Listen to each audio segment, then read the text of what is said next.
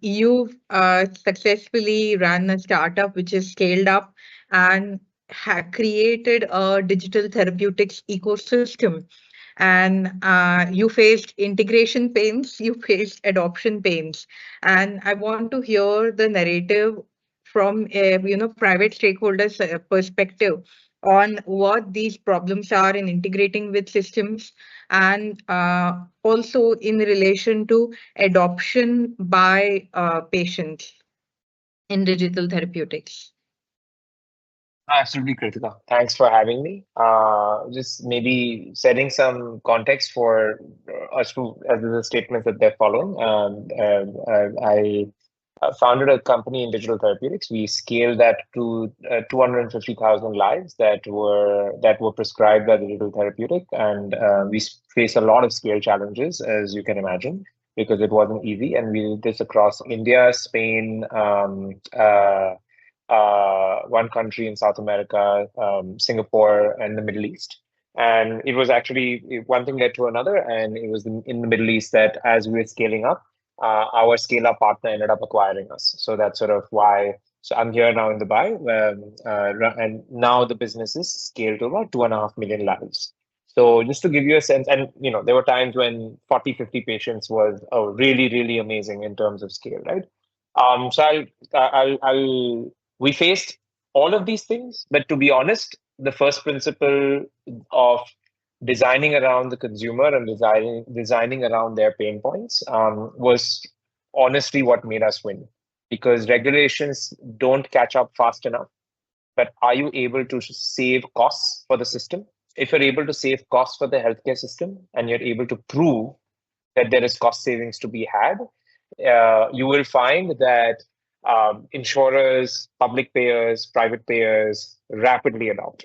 So, what moved the needle for us finally was when we were able to demonstrate that using digital therapeutics, yes, people improve their outcomes. That's one thing. But with that, outpatient consultation costs go down because people don't need to see a specialist because they're in control. Your pharmacy costs go down because you don't up titrate to higher levels of medicine or go into injectables, and therefore costs go down. Lab costs go down because you just need to do your normal vitals, but you don't need to do anything else. Inpatient costs go down because emergency room costs go down, and your hospitalization or avoidable hospitalizations costs go down. And that's sort of what's led to scale, right? So today we're sitting at 2.5 million lives because of that single USP of making sure that you're working hand in hand with the primary and tertiary healthcare system, so that you're able to demonstrate with evidence both clinical outcomes and economic outcomes, and not just one. You need both to be able to really achieve sort of some scale, right? And then as we did that, we started to work obviously a lot with the elderly population. And I'm just going to bring that straight back to India and the topic sort of at hand, which is, look, according to me, India's aging population will bankrupt the healthcare system unless things like digital therapies intervene. And the reason is because you've got, by 2050, over 300 million people are going to be above the age of 60. Chronic disease costs are going to explode. Digital therapeutics delivers remote, continuous, behavior-led costs at one-tenth the cost of traditional healthcare system. I'm bringing it back to cost because costs scale, or cost saving scales faster than innovation, at least in markets like India, right? So we found that the Indian elders, while more hospitals are coming, they need digital caregivers at home. And except there aren't enough physical caregivers, and delivering personalized protocol driven care plans can change the world for giving them those companions, right? And even physical caregivers, family members, they're burning out. And digital therapeutic offers the oxygen mask that they haven't been offered, right? So we found tech averse elders is a myth. It's actually the systems that are failing to design for them. The minute we started designing voice, the world changed. Then the minute we started designing for rural languages or local languages, the world changed.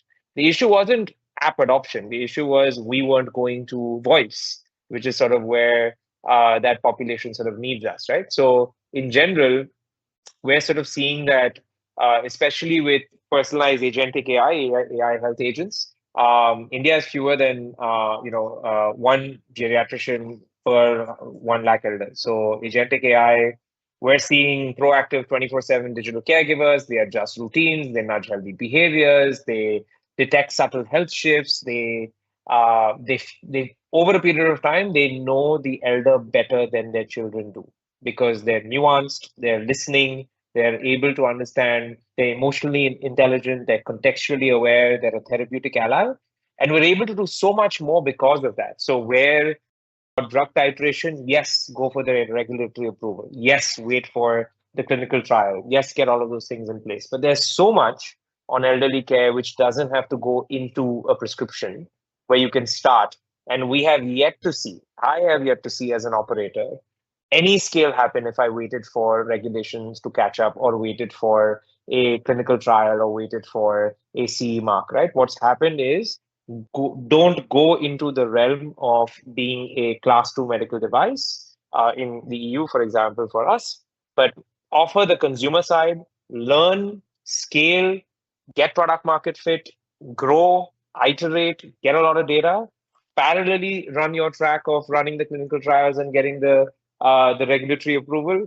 Otherwise, we'll be chatting in 10 years and we'll still be at 1,000 patients, right? So I've just growth hacked our way to find meaningful impact at scale.